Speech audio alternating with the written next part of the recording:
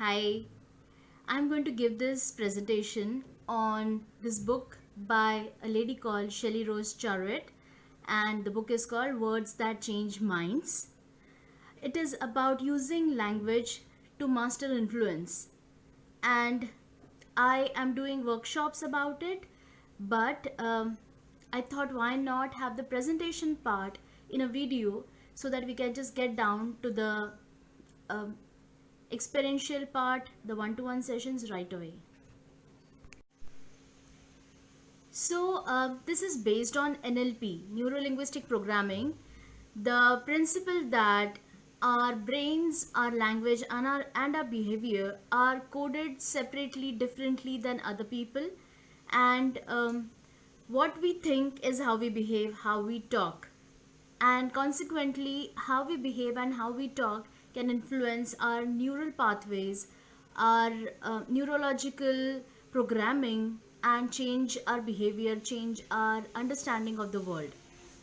So this is about a time where Richard Bandler and John Grinder started creating the code for NLP, and they discovered 60 meta programs, which means a categorization of how people speak and behave, which is distinct from other people and which can be identified. However, 60 patterns was a little too unwieldy, and a behavioral scientist called Roger Bailey toned it down to 14 separate patterns, which are easily discernible and they can be acted upon, worked upon in your daily life. So these are called language and behavior patterns, or language and behavior profiles, or LAP profiles, by Roger Bailey. Now, these can be categorized into motivation patterns and productivity patterns.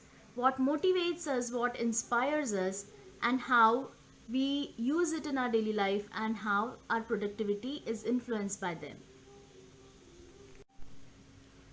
These patterns are very easy to identify in any person, and in fact, we have been doing it quite for a long time.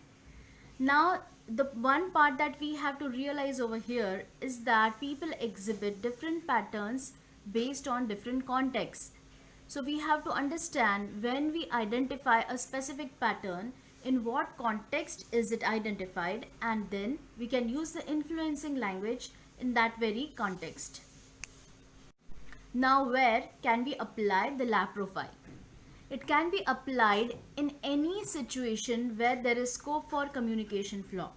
It can be used for anything from hiring, recruitment, and working with people, creating groups, management of people, leadership, coaching people, training people in soft skills and hard skills, and also applied to organizations for change management.